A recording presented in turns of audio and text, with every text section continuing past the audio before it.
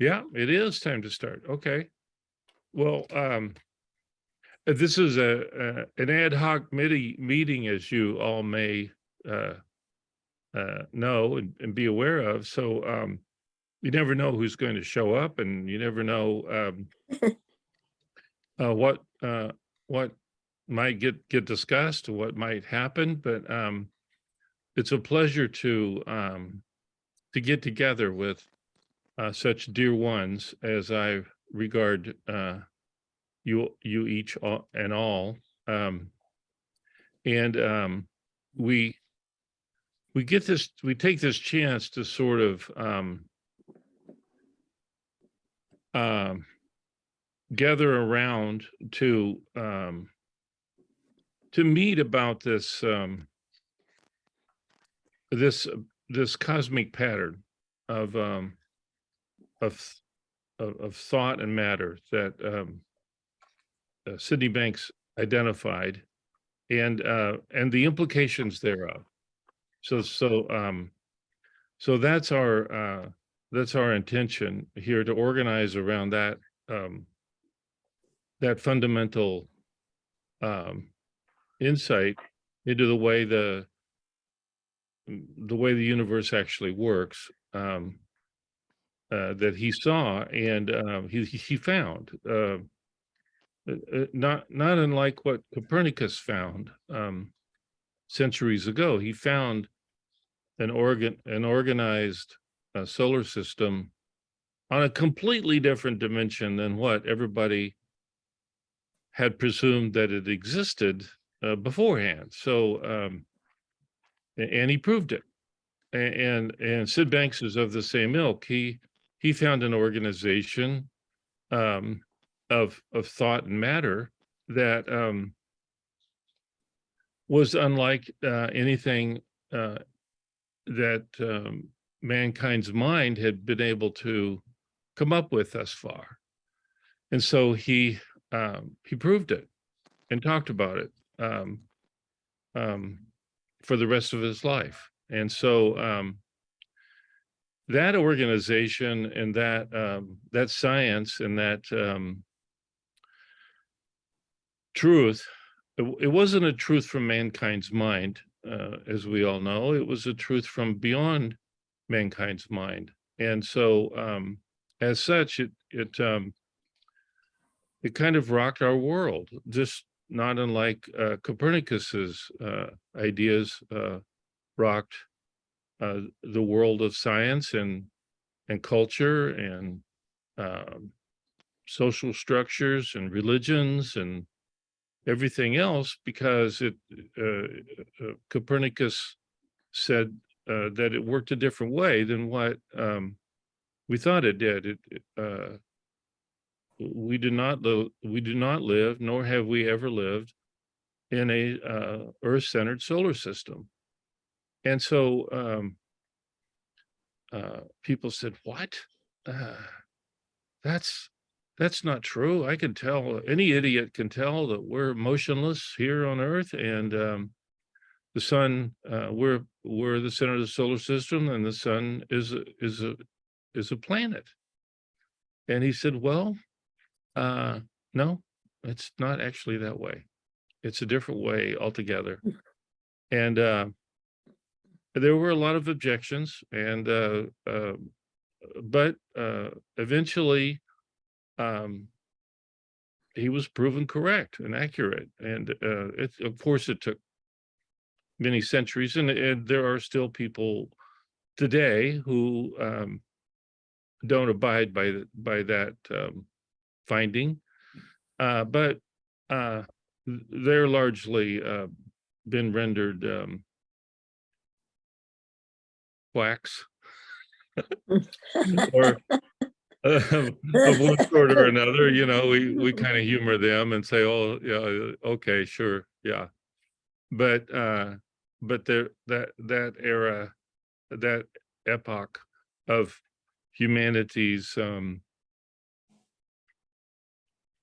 delusion of an Earth-centered solar system and a motionless planet, and a sun being a planet, um, has disappeared into mythology. And so Sydney Banks had a similar revelation, and but his was deeper and bigger and had more implications to it, such that we're only beginning to kind of unpack them and celebrate them. And one of the implications of this revelation by Sid in 1973 was the recognition that the physical and the physical world and the spiritual world are actually one forever. Immortally, they're one. And lo and behold, that the simplicity of that revelation had a profound impact upon him. And he was healed of all of these insecurities and fears and disconnects that he had suffered from since birth. He was 43 then, and the rest of his days, he didn't suffer needlessly, or if he did, they would soon pass because he would realize that it was an illusion. His problems were an illusion. And so then he started talking to people about it, as we all know, and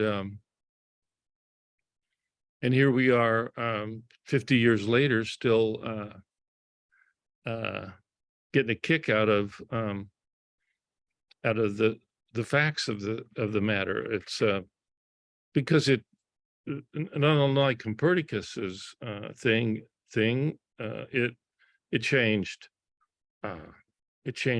Bibles, it changed cultures, it changed not only astronomy, it changed all manner of sciences, because they were all built on a presumption of a Earth-centered solar system.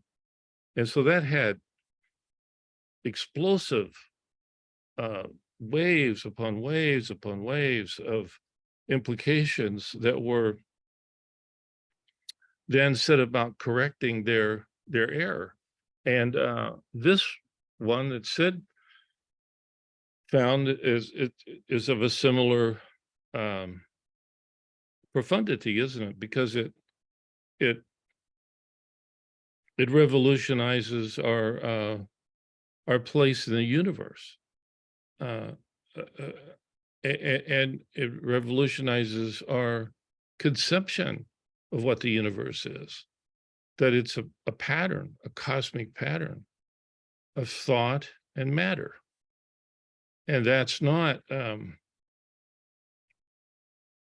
been known or realized or comprehended very well, even until today, 50 years later. But of course, that would be the way it would be, because as I recall, it was 70 years after Copernicus published his findings that the church banned all teachings of a sun-centered solar system. Said that's sorry, forget everything that Copernicus has been talking about. It really is an Earth-centered solar system. Well, of course, that was ridiculous, but it didn't look ridiculous to them at the time. It looked to be utterly obvious. You could see the sun orbiting the Earth. The Earth was motionless, clearly the center of the solar system, and therefore probably the universe. Well, in other words, it took a long time for that fiction to die, and we're in an era wherein the fiction of a disconnect between the spiritual existence of mind, thought, and consciousness beyond our little minds from original mind, and we're just beginning to feel the waves of change it's brought upon us, in terms of happiness and well-being and lack of judgmentalism, or as we suffer those maladies of this error that we now know to be actual error, we we psychologically suffer, and we psychologically suffer needlessly, and I suffer needlessly sometimes, and all my everyone I know suffers needlessly sometimes, maybe even most of the time, maybe even all the time. Some less so, but in the dying of this illusion of separation between the spiritual and the physical is our lives now. And this town hall is a celebration of life as it really is, and ain't it great, or ain't it something, ain't it different? And so that's why we come together, and welcome to the club.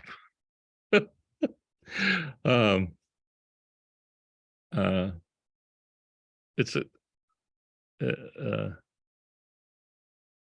it's really quite a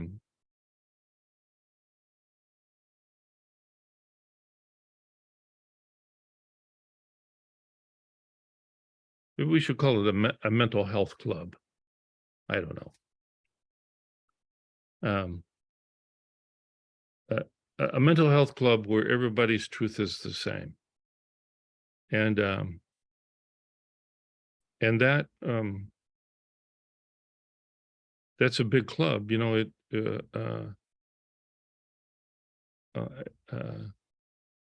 Everybody already has their entrance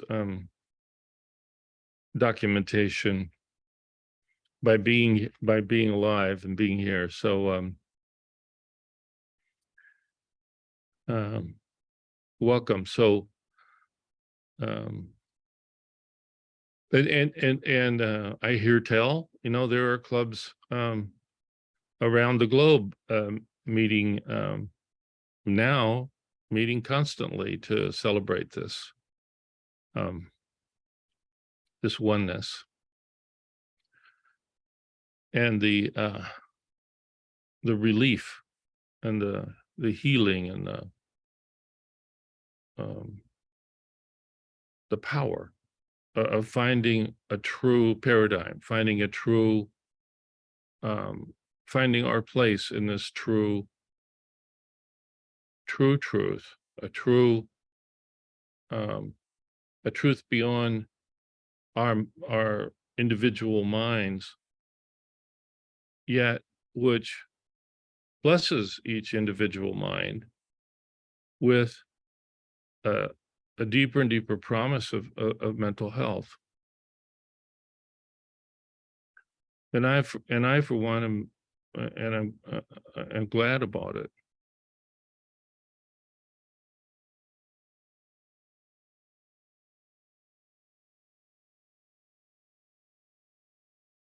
So throwing the floor open for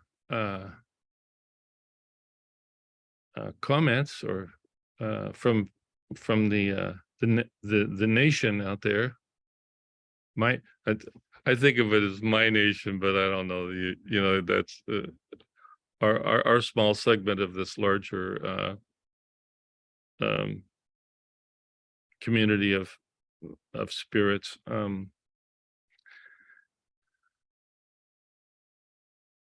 What do you got to say? Does anybody have anything to say?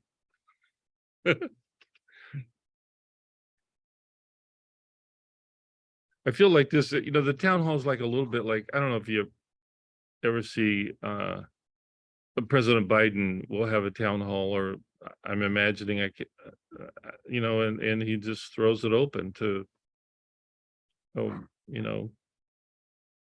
comments from the town.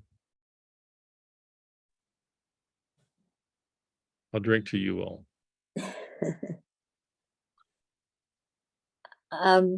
Can I say something now? Is it time? Please. I just am so full of gratitude for having literally bumped into this understanding, and thus and to you. But when I hear you laughing about this, our innocently held craziness, that it reminds me of the time when I was just learning this amazing freedom, and he would laugh to keep me from taking myself too seriously or my situation too seriously. And I'm so grateful to you for that, and I'm so grateful for this understanding, because it changed my life. Yeah. And it undoubtedly in every way whatsoever, Mhm. It really is a shift of profundity. It's hard to uh, uh, imagine that it's a different dimension. That's one way that I've thought to, or different, you could say a different paradigm, but a different dimension than what the world functions and what I was taught to function according to. But then I was suffering needlessly. And by the way, so was Sidney Banks. He was suffering needlessly until age 43. So he was like like everybody else. Mhm. And then he saw the pattern, and it changed everything.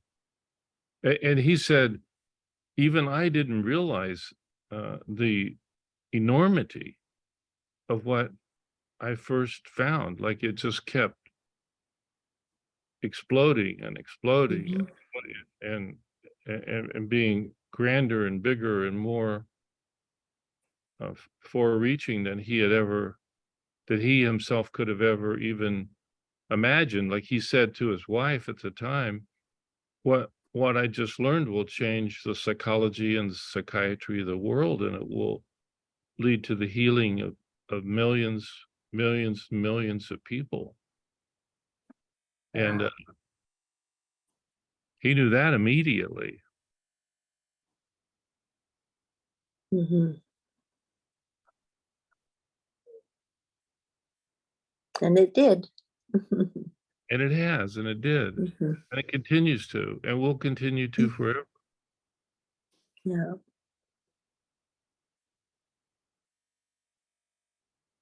Not by dogma, but by Yeah. truth. But the truth of it will change the world, just like Copernicus's truth did. It just changed it all over the place. It changed it Mhm. in every way, in every science, in every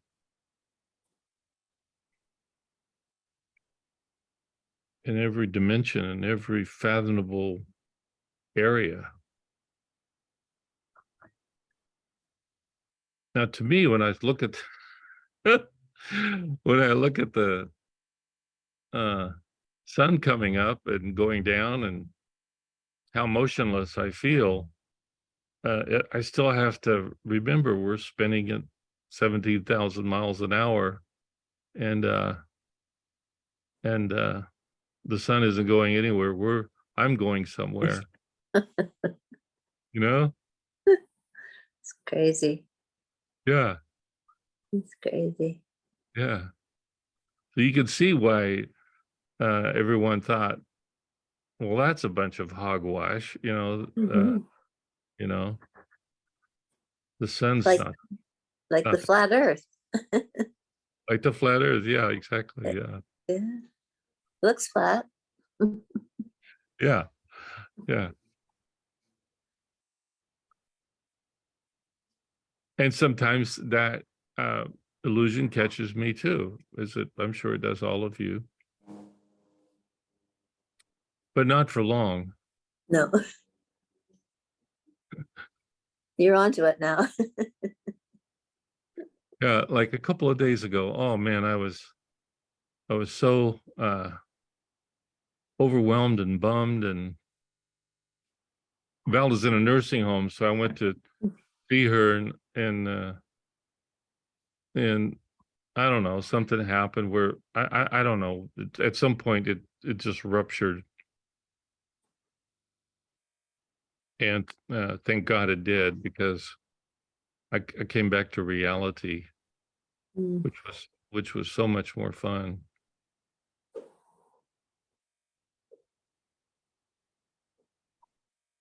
Nice to see you, Junie. You too, hon. Junie's an old friend of mine from Vancouver. Has this fabulous family, and Crazy. uh, what a life you've led. Hi, Barbara. I see Barbara's got her hand up. You want to say something?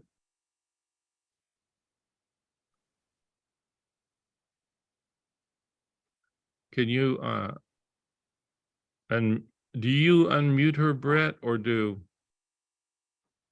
Can you hear me? Yeah. Okay, great. Okay. Okay, so thank you. Thank you for your share. I just wanted to try to like pinpoint more specifically. So you're saying, so when you went for the visit, you felt really overwhelmed.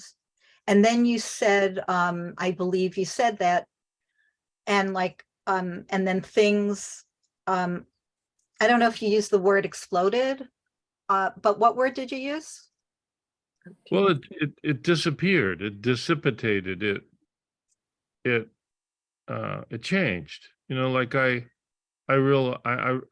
went from my personal hell, um, uh, that I had innocently, undoubtedly uh, put upon the principles, and was uh, suffering accordingly, just uh, uh, disappeared. And when it disappeared, I was uh, I was free again. So, okay, so, and then you were saying, and thank goodness, because you said, because then it became like so much fun. It was much more fun. Yeah. So, Personal hell, or not personal hell. Not personal hell. That's a lot more fun. Yeah.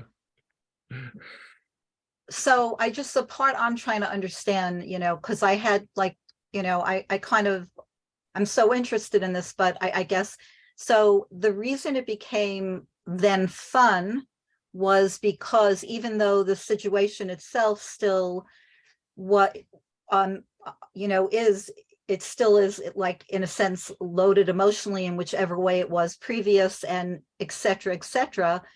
The thing was that the reason it became fun was because you were can you just tell me, like, the reason it became fun was because you, The pain went away. The pain. all the pain, all the hassle, all the pain, all the dilemma, all So, the doubt, all the onslaught of insecurity and fear and doubt, and jealousy and envy, and all the pain. So I saw it I saw it suddenly without pain, without the pain. That when the pain disappeared, which was I was that I which I had innocently but effectively uh, brought upon myself innocently. It when and doesn't that happen to you? no, of course. So the thing is, you were having feelings. You were having feelings that created overwhelm for you, right? Yeah. So then what happened was, when you're able to re-ground yourself vis-a-vis the principles, you're still human, so you were still having feelings, but the difference was that now your feelings changed. Well, I wasn't having feelings. I could see life without the feelings. The feelings were painful, horrible, disconcerting, disillusioning, lost. And so when you can see life without the feelings, you're Mhm. healthy. So You're that's what I was trying to understand. So you're saying, so vis-a-vis the principles, you were then able to see that whole portion that was creating all that overwhelm without the feelings. yeah, yeah. But yeah, exactly. But the principles, this is a curious thing about it. The principles, we use the principles to transform um, into physical reality. Um, so we use the power of these gifts, but when we create pain, it doesn't look like we're doing that. It doesn't seem like most often, although sometimes you realize it. But for me that day, a couple days ago, it didn't look like I was uh, that I had done that, and so I suffered it as long as I did until I saw that it was needless. And I don't know how I saw that it was needless. But it was always needless. But uh, the ego doesn't, which causes all the hassles in the universe, doesn't get it until it does, and then when it does, it collapses the misunderstanding. Yeah. So just in closing, but are there certain circumstances where, even if the person has the principles on board on a very grounded, clear way, that a circumstance is such that even with the principles on board, the paradigm on board, they will still, due to that circumstance, really still feel like a sense of overwhelm, a sense of No, no, no, never. no, no, no. I mean, because you're trying to borrow, you're trying to bring something. No, it doesn't. It's an illusion. If it's an illusion, it's an illusion, and so Mhm. it's not. Uh, it's just fundamentally, absolutely different. It's from a different dimension. The principles are from before time, space, and matter. And so when you're doing after time, space, and matter, you're you no, it doesn't, it's not the same. It's totally different. Always. So it's always going to be light, and it's always going to be like more what you It's shared gonna that be it became different. like, It's gonna be different. I don't know what it's gonna be, but it's gonna be different. It comes from a different dimension.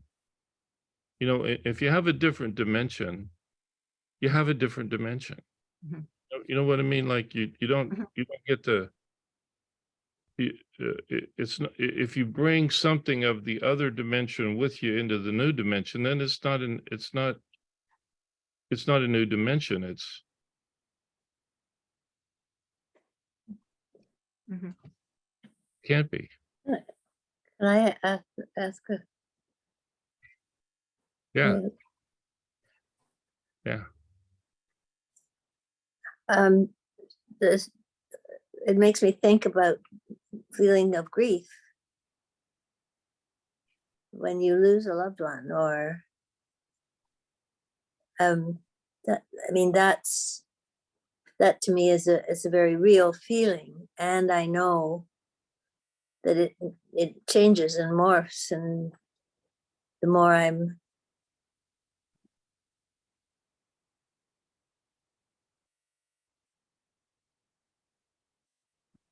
I see the options or the choice or the more I move from gratitude and to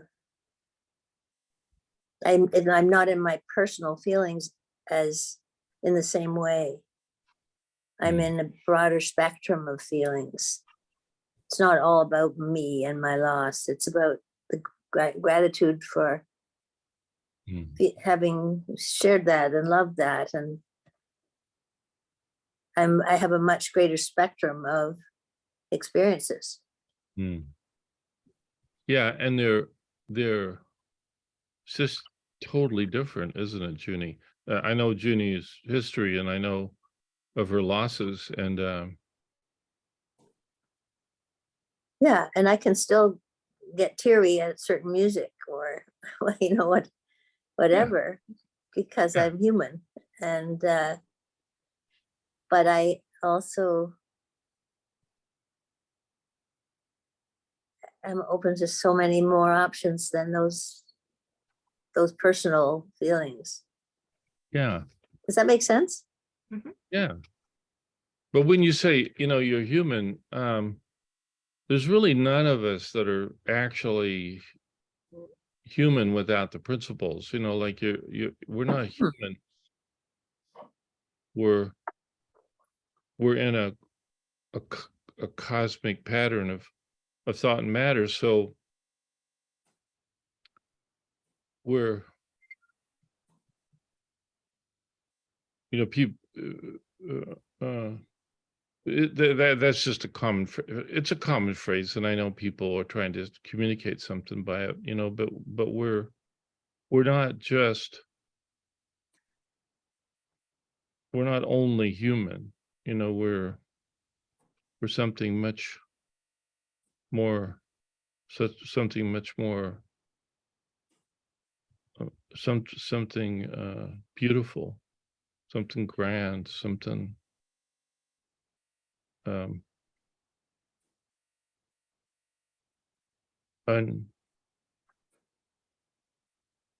unthinkable, with our little minds. We're connected to life in a way that we can't even figure out. We don't even have to figure it out. It's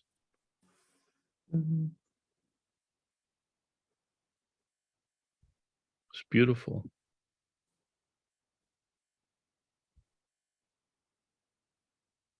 Can I have one thing here, please? Please, where are Okay. you? I'm always looking. I'm right here. Oh, there Okay. you are. Cool. Hi, Brett. Okay.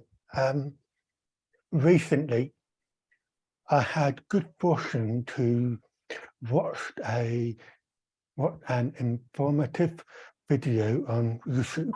It's about 8 minutes long, and I was very impressed by that video and I've shared it with a few other people as well. So I'm just gonna, and basically, do you want a paradigm shift in just 8 minutes? So I thought this is really cool. Spain knows what I'm talking about. I think, so basically, it's about color. Right? So, for example, the cover of my phone is red, orange. I mean, did it look red, orange to you? Looks kind of orange. Yeah. Okay, all right, cool. Well, so I would think this cover is orange. Okay, that's it. Nothing to argue with. That seems like a fact, right?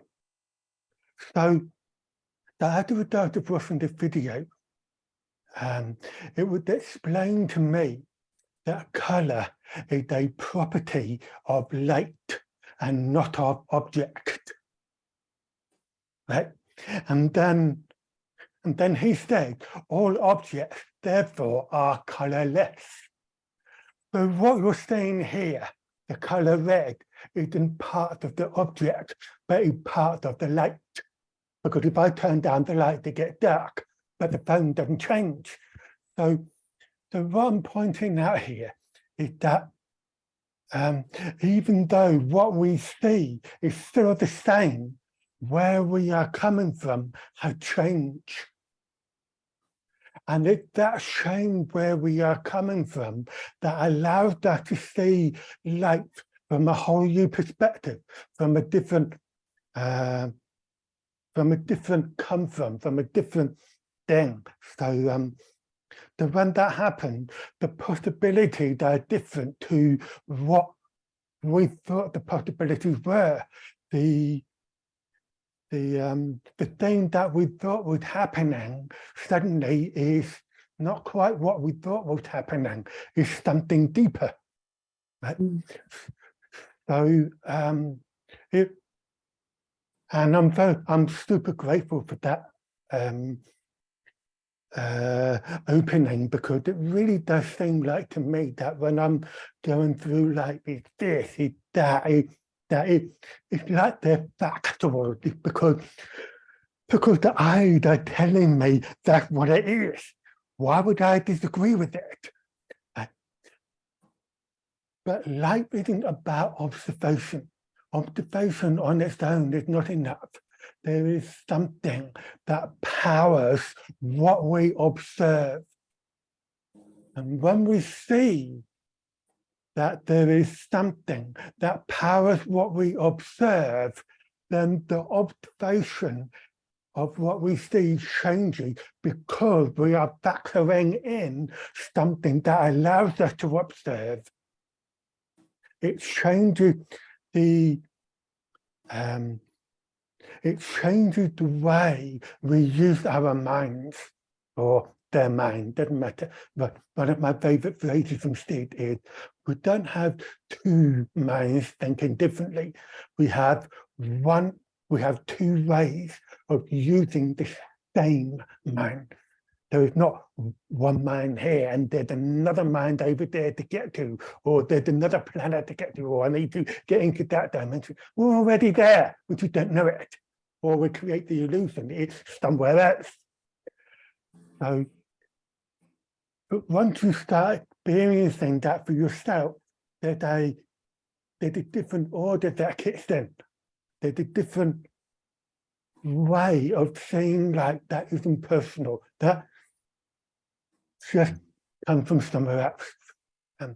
Recently, I was trying to do something on a website, and I was trying to figure things out, how to make this work with this, and try and connect them together with technology do I use, blah, blah, blah, blah, blah. And I got to about 80% of the way until I got stuck. I couldn't find, I can't get through. I couldn't make the breakthrough. It was like a wall that I couldn't break down. Right? I thought, okay, I'll just quit. I mean, there's no hurry to finish the job off. So I quit. And then a month later, very recently, I thought I'd go back to it, see I can see anything different. And in an instant, without me having to do any thinking whatsoever, right? Here's the solution all laid out in front of me in my own mind. And I'm like, how did that happen? How did this deeper intelligence seem to figure something out that I couldn't figure out for myself? It did all the work for me and I didn't have to do any. So I managed to complete the work. So I think that's a useful metaphor for everything we go through in life. I mean, there's observation, what we see, and there's observation, knowing that there's something powering what we see. Just wanted to point out. So if you think I'm going to start calling this phone cover colorless, I need to be careful how I say it and who to.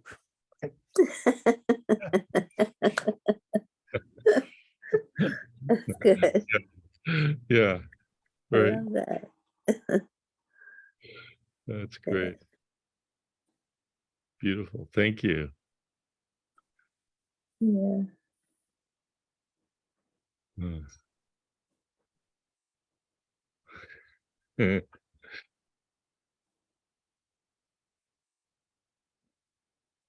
Gil's waving his hand. Hi, Gil. Hi, Keith. Good to see you Good to see you. again. Yeah. By the way, that phone looked kind of yellow with pink polka dots to me, so I don't know if I'm seeing something different.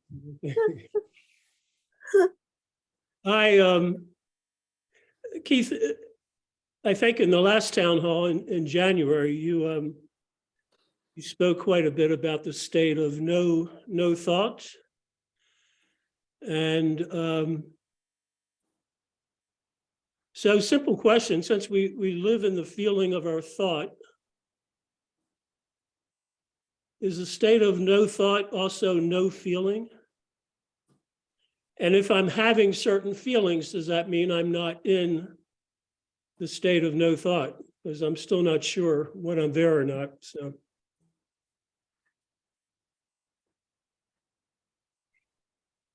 I think that's a simple question, or is it?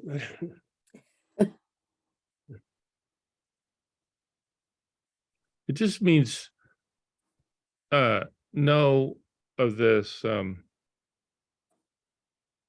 personal thought, this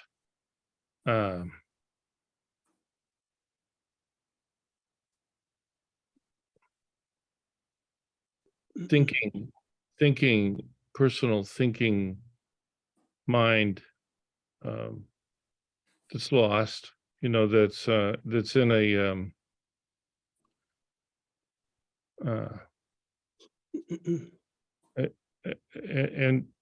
and having that, like Brett said, having that, see that's you're just using one mind to generate that or create that, or it gives you a pause, and then you see that oh, you know, that's the domination or the limitation of that personal mind, hell,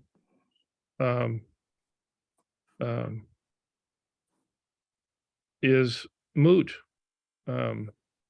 It's healed. It goes away from capturing your life and your consciousness and your world into a limited one of pain and suffering. And we would call it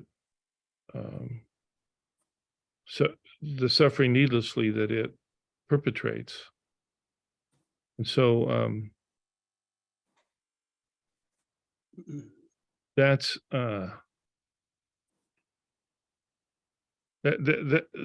creates a great quieting, you know, a great quieting of personal pain and suffering, because it it removes the basis of it, you know, the basis of it being a mythology.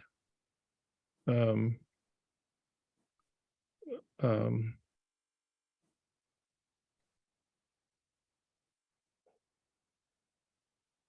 and so be it. That's the way this works. And for some reason, inexplicable to Sydney Banks, that disappeared for him. And he would not, when anyone would try to tempt him into, or he would feel tempted by the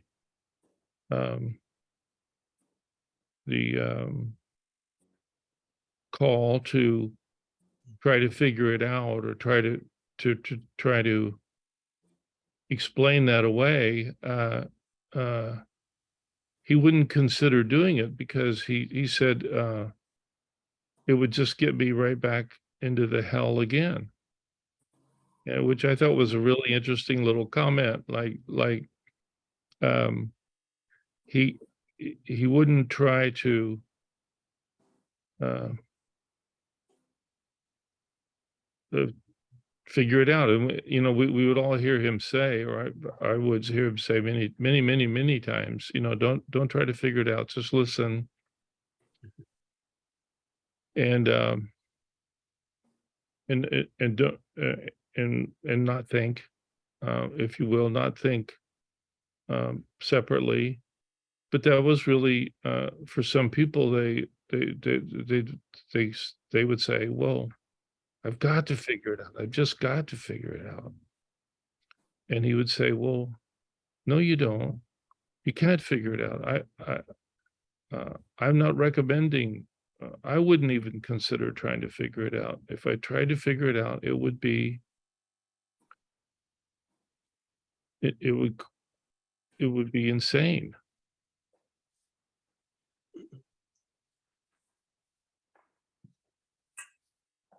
Well, I probably am trying too hard to figure it out, but once again, is the state of no thought also a state of no feeling? Well, of course not. Okay. Oh, of course not. But it's a state of no, no ego feeling, no personal painful feeling of isolation and judgmentalism and suffer. It's a pain. The pain of the suffering disappears because it has no foundation in the first place. It's only created by our lost minds, you know, our little minds. But it's but the feelings, oh my gosh, the feelings are beautiful. It opens up a whole realm of feelings of unbelievable beauty and grace and serenity and love and kindness and generosity and understanding and safety, true safety, true security that that the whole world is looking for. But they can't be found from a dimension of the psychological,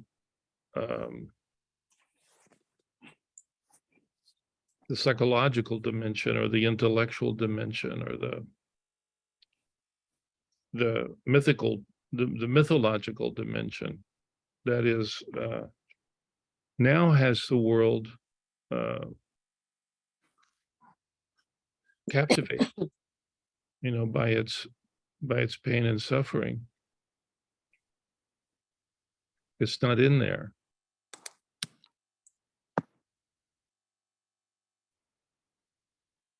But the feelings, Gil, oh my gosh, no, the feelings are, there's no comparison, right, Junie, between grief and grief. put grief on, you know, I like to use that little line. And you, there's the grief is not, it's not the same. It's like Sid Banks said to a friend of mine once, she had lost her father and she was having a tough time with it.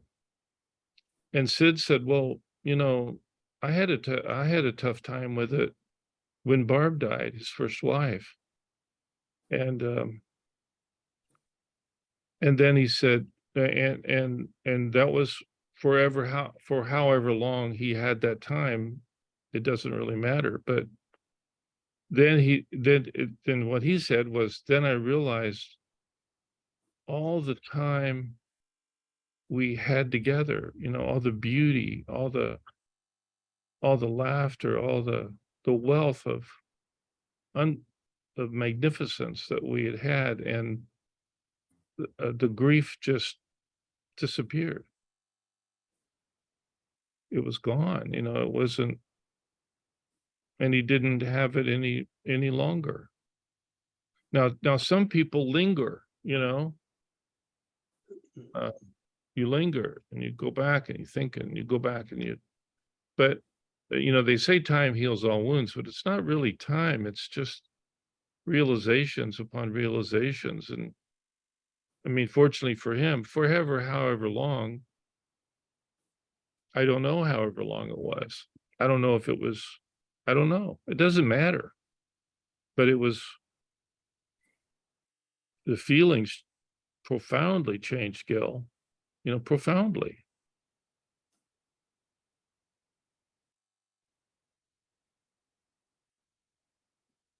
But as you guys all know, I mean, we have people who are still suffering needlessly of past offenses taken. And there's no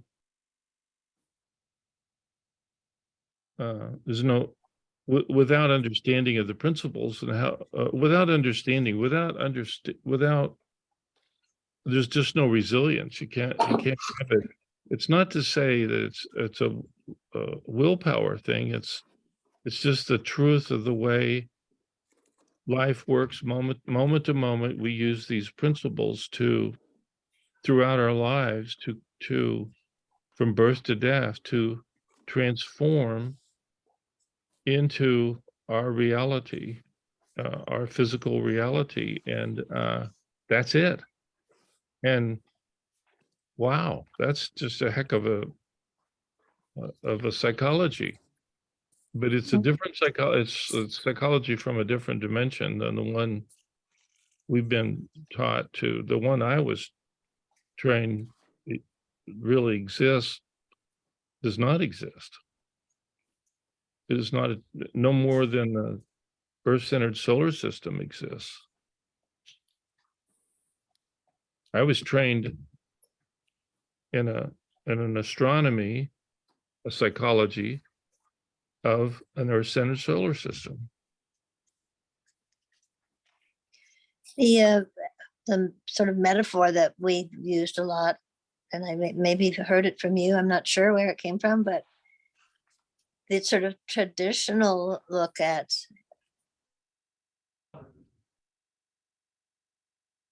Uh-oh. I think we lost you, Barb. Oh, Not Barb. oh. Where did you go?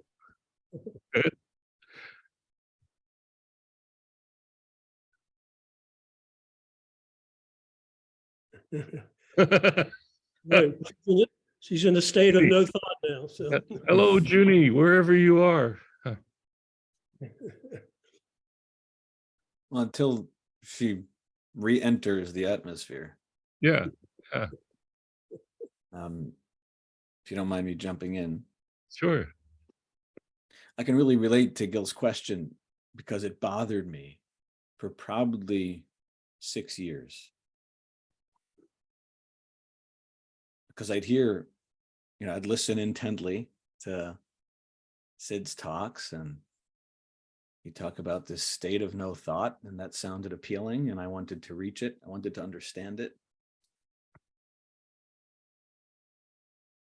And on the other hand, I couldn't make sense of it because of what Gil asked. Like, you can't have experience without thought. And then there's this state of no thought. And what does that feel like? I wanted to know. Just didn't add up. Yeah. And sort of like what Brett was saying earlier, that he was discovering this this new way of relating to the world, where he was working on the website. That's what it was. And that somewhere along the way, the answer sort of came to him, where he was working on it really hard. And then one day he realized that he knew what to do. And I'm just sitting here and I'm hearing Gil's question, and I'm remembering that I struggled with that question. I chewed over. I tried to figure it out for years. But today, somehow, I that doesn't bother me anymore. I can make, for myself, I can make sense of that. It makes Yeah. sense to me. Yeah. And how did that happen? Yeah. And a part of me wants to say, well, it's my hard, my honest effort brought me this understanding. But Yeah. I can't honestly say that I know or where that showed up from. Yeah. But Yeah. it certainly helped a great deal listening to Keith and Brett, and recognizing not just this one fact that we feel thought, and that thought is the only thing we will ever experience. But like Brett was saying earlier, that there's two ways of using the same mind. One way, we can call it all kinds of nasty names like ego and personal thinking, and that's where suffering lives. In this other mind, there's also thought, there's also feeling, but it's a completely different paradigm, of which each of us, I believe, based on where my understanding has brought me, each of us has to make sense of that for ourselves. What is that other mind? It's not just about understanding that nothing in the world is bringing you your feeling, but there is another mind.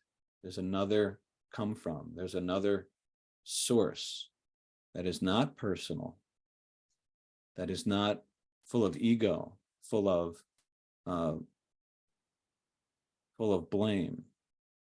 It's an understanding that I am feeling my thinking from a divine source, you might call it that, and that I'm living in that, and understanding that, having that kind of come from, leads us to use our minds in a very different way than we would have without that understanding. And like Keith said before, I don't know, sometimes it might be fun on the using the other mind, but certainly we can absolutely say that it is different.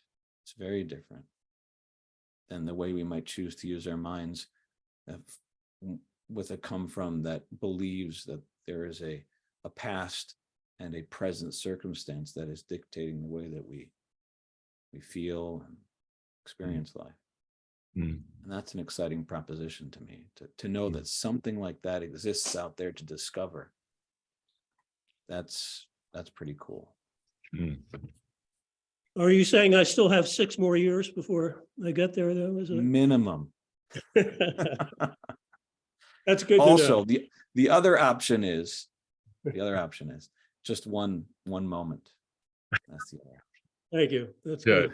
You can take the 6-year class or the one moment class. Go. Thank you. Yeah. Yeah.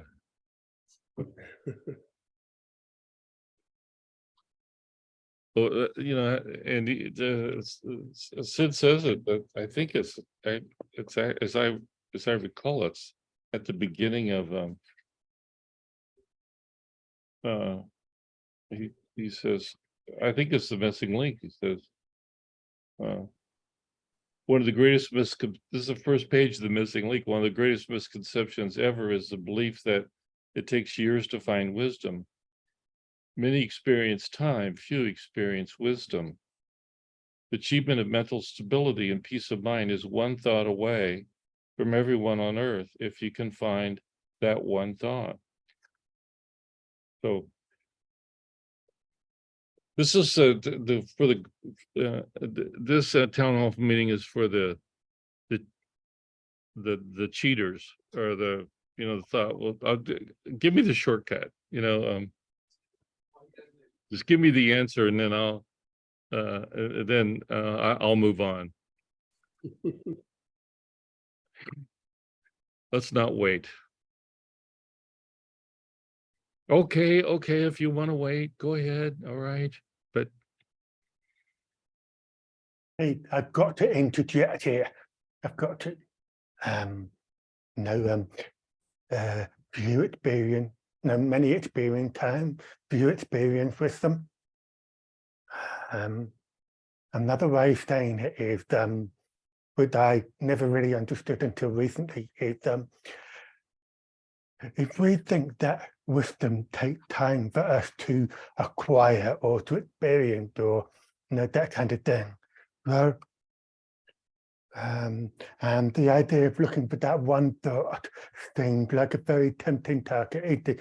It's something we could, it's something that we can kind of put an idea in our mind, and then let me find that one thought kind of thing.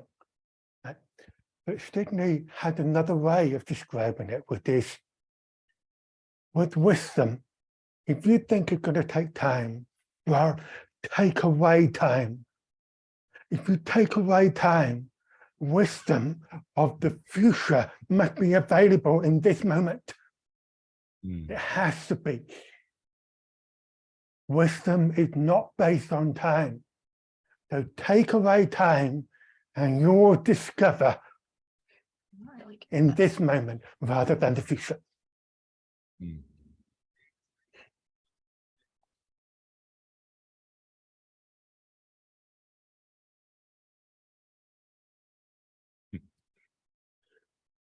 My experience of time within the principles is that it's not linear. I feel like at times I'm moving forward in my understanding, and other times backward, and sometimes sideways. So I never know which is an interesting experience. Though. As Sid reminded us all, though, he said, infinity has nothing to do with time whatsoever. It's, and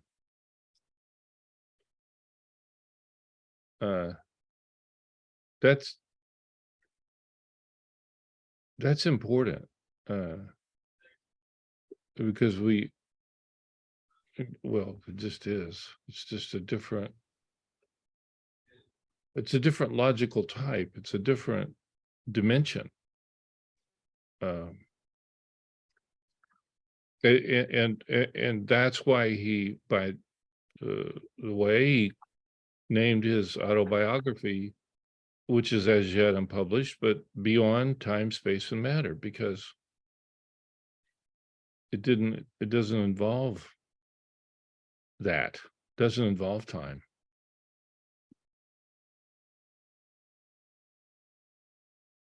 And we can, we have the capability to experience that, fathom that via thought. We're capable of recognizing the illusion of the separation between the physical and the spiritual.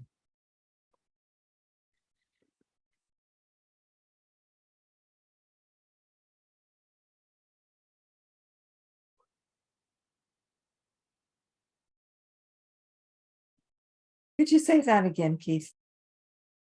About the separation between the physical and spiritual? Yeah, we have the we're gifted with this capability to recognize that fact of that's an illusion between the spiritual and the physical and the spiritual separation, so called, is not actually true. It doesn't actually hold together. It's a false paradigm. It's an illusion. And we have the capacity, the capability via thought to recognize that. And when we do, it brings a oneness to immediately, because it's a fact, and it's not a dogma or a belief or a concept. It's a spiritual, psychological truth.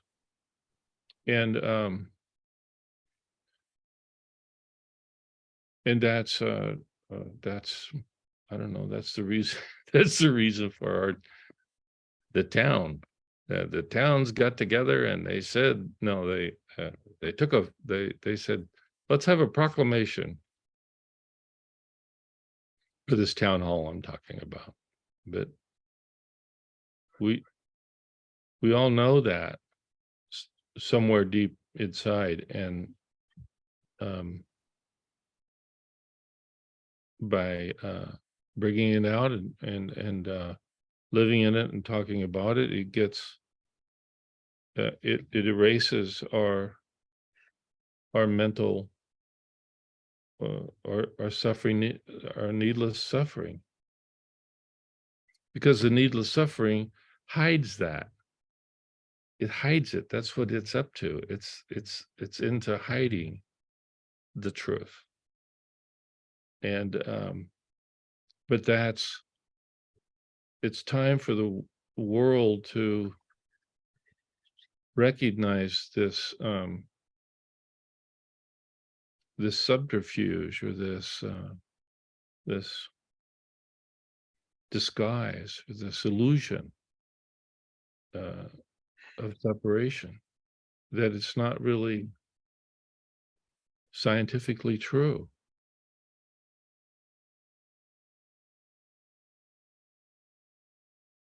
And as it is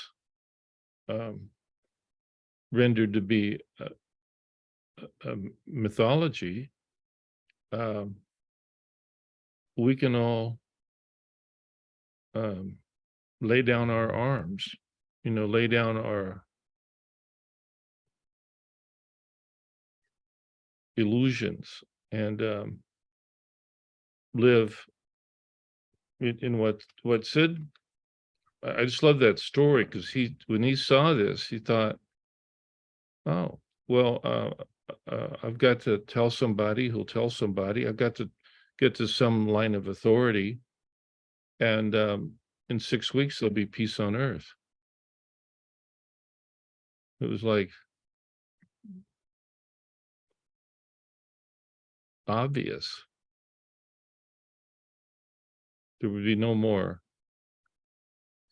cause for this madness.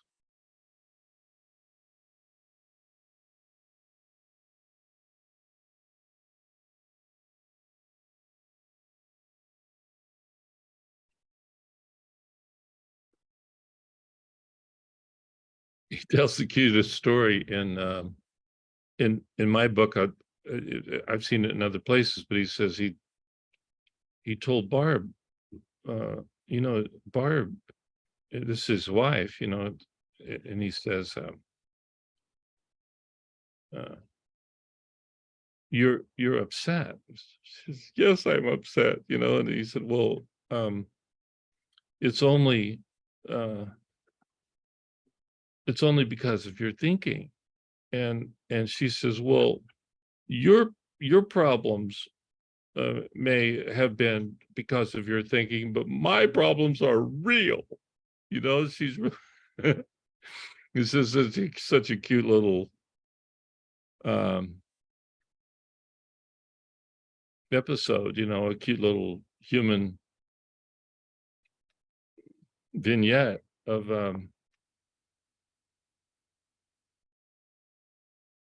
and he says, you know, that he thought, well, I thought that just if I just explained to people what I was going through, that they would automatically understand, and they didn't. Like in that case right there, Barb had no idea why he would say that his problems were just his thoughts. She thought, well, that's fine for you, but my problems are real. And we've all had those conversations. In fact, that's pretty much how all the conversations that we've all had many times over with, you know,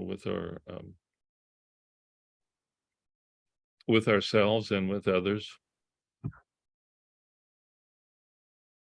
But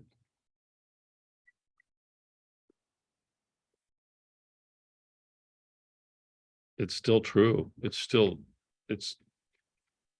as true today as it was, you know, when he said that to her 50 years ago.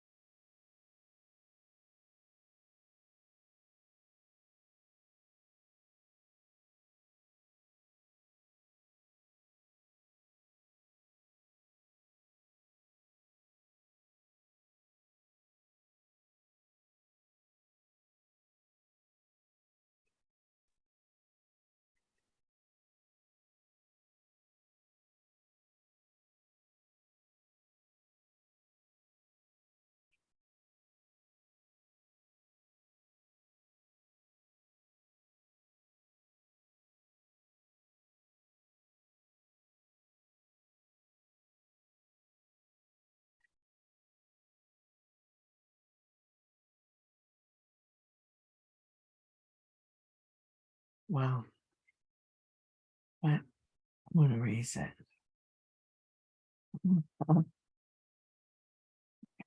Again.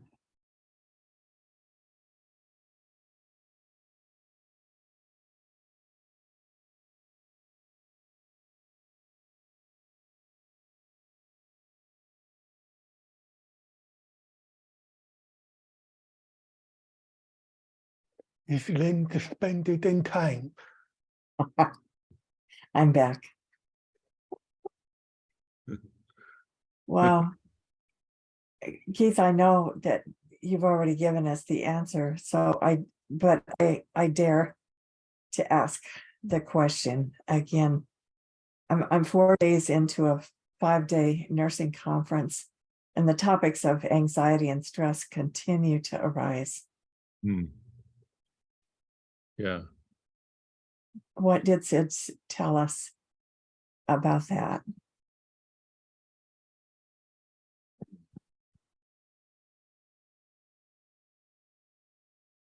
Well, I think that, you know, the symptomatology and the suffering of those symptoms are world, you know, obviously worldwide. And medical professionals, you know, everywhere, excuse my phone ringing in the background. It'll quit in a second. So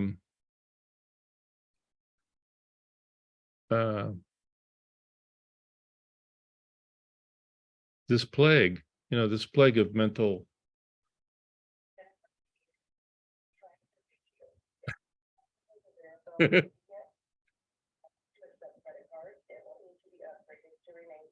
mental illnesses, mental suffering, mental sicknesses. That is all the varieties of it, you know, the unbelievable different varieties, and the seemingly endless differentiation of, well, stress is one thing and anxiety is another, let's say, or what about business people's anxiety versus run-of-the-mill anxieties, or what are the galvanic skin responses of the GSRs of people who have extreme anxiety? What's the difference between those and people with lesser anxieties that are not as severely incapacitated? And so we not knowing what we were doing in psychological science prior, we would investigate those dynamics as if they were founded on something. Well, they were just founded on in a way, like separating the difference between the orbits of Saturn and Venus in the misconception of a Earth-centered solar system, and that was done for thousands of years, and we're doing it today. We don't realize that we're under the mythology of a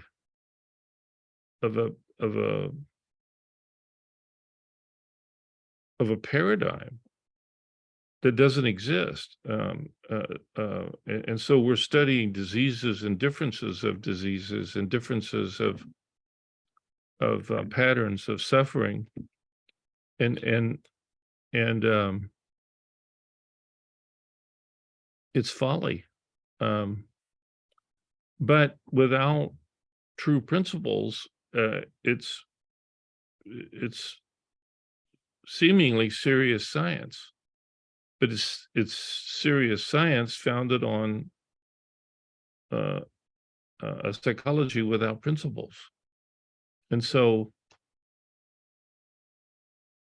the principles really change psychology, but they do more than change psychology. They change science, and they change philosophies, and they change religions, and they change literally every element of human knowledge. So they really carry a punch, and they start over, from a different dimension. And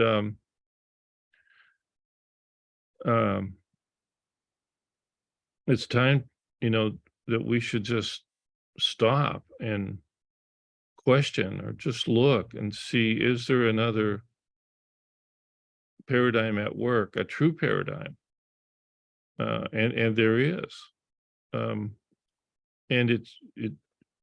but we'll all have to change our minds about existence, and start in a principled science, not a science of hearsay and mythology and good advice and competing theories and concepts and beliefs, all of which have proliferated such that we're endlessly having conferences and papers written and research done, all on a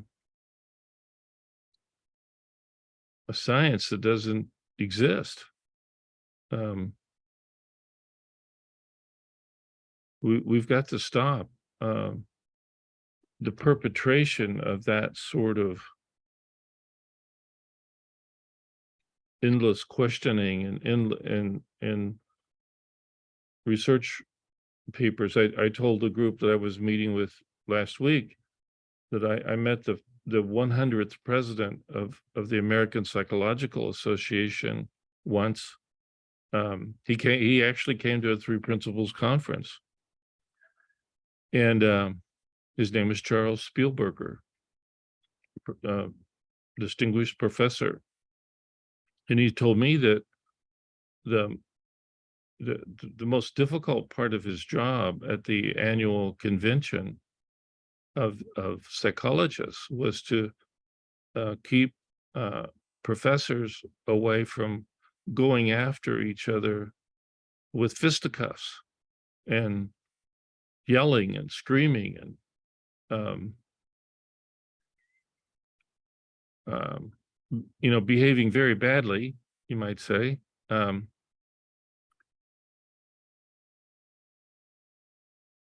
In a so-called mentally healthy profession. And he was shaking his head, and I was shaking my head too,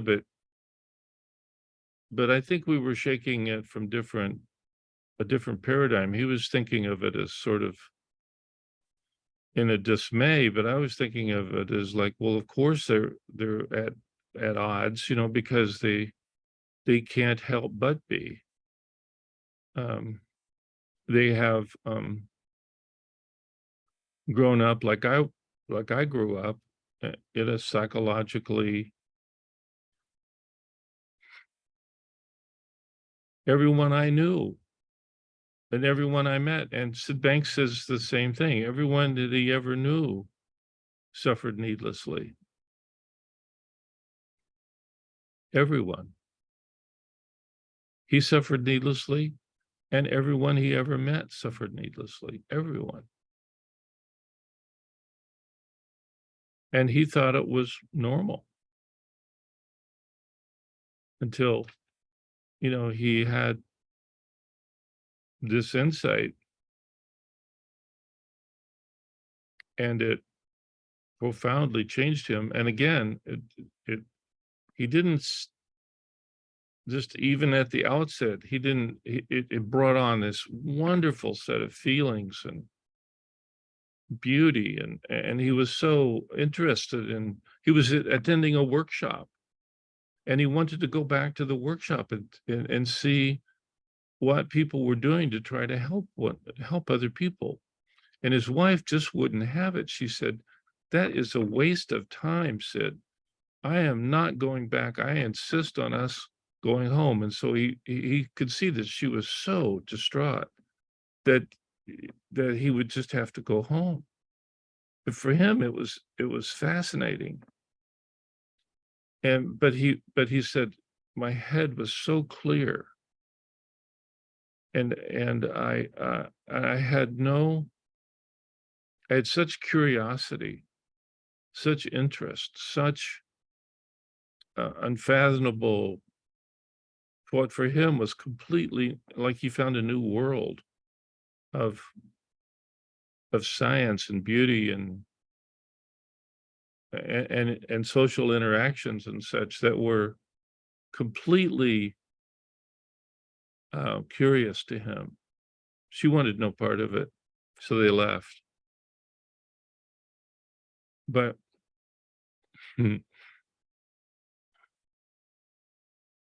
that's that was just the beginning, of a different.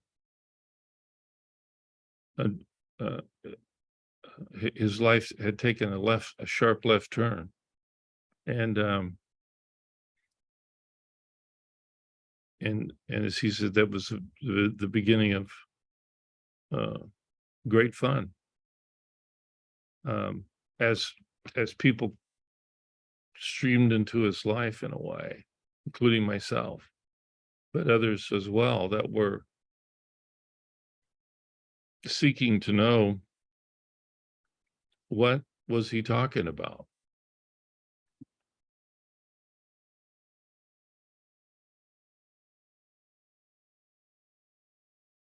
And thank God he kept talking. I recommend to everybody, by the way, there's a YouTube channel that has a wealth of his recordings free of charge. Listen to them and see if you don't hear a logic. There's a logic in a scientific logic that he is operating from. And it's new to this world. And I've been fascinated by it ever since I began to glimpse it. Before I began to glimpse it, I was just fascinated, but it's there.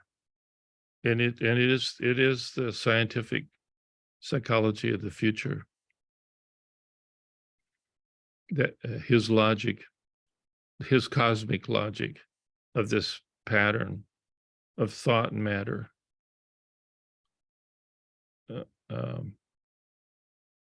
It's in there, and see if you can spot it too. And then we'll get together at another town hall meeting and beat it around the bush.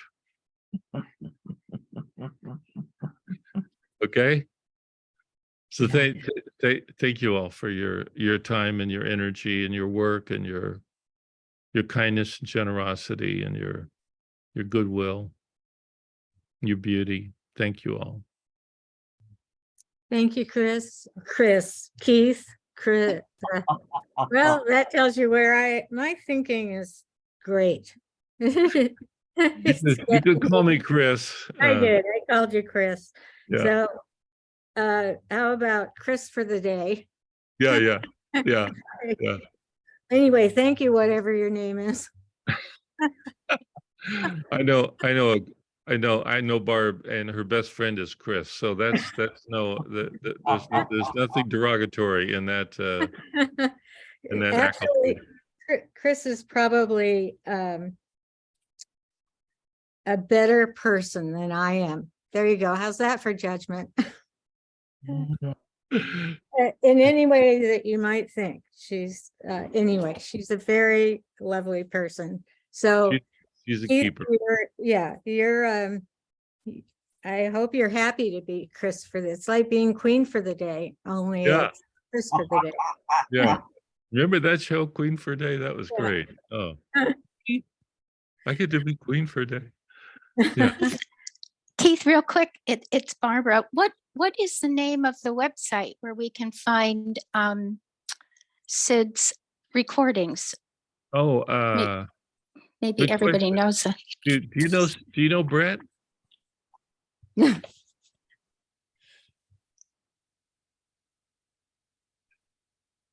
He's looking into it.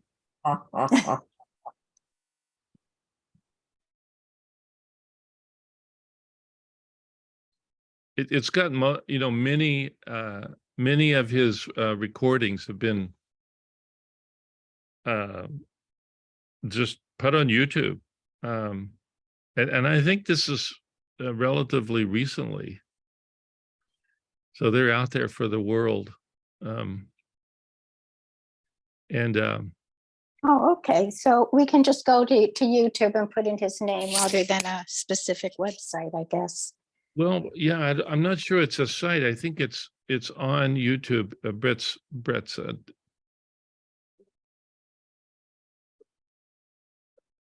which is just incredible. Because I mean, as you guys know, but I've never heard of anyone who could hold a candle to what to Sid's logic, if you will. You got it, Brett? Oh no, he doesn't have. Well, he's looking.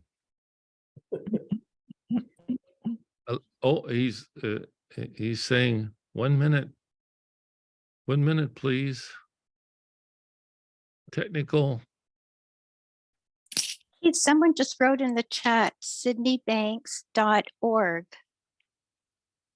Oh, Oh, okay. there it is. Well, Sydney Bank does have its own website, but a YouTube channel has been launched with all his videos on it. And I've just put the link in the comments. Yeah. YouTube.com/@Citibank3. I don't know why they put that out at the front, but there's somebody came up with that. But it's on YouTube now, so we'll link to it. Mhm. And people can find that that are on the screen now in the chat. If they Yes. click on chat. Yeah, yes. All right. Oh, there it is. Yeah, Thank you, thank you. yeah, you're welcome. Go have a party. Yeah, that's one of those you want to put somewhat, there's someplace on your computer as a keeper, like for your grandchildren. Okay, I love you all very much. Thank you, Yeah. Keith. You too. Thank you, Brett. Hey, Valda. see you later. Okay. Until All next right. time. Bye-bye. Take care. All right, bye-bye. Thank you, Brett.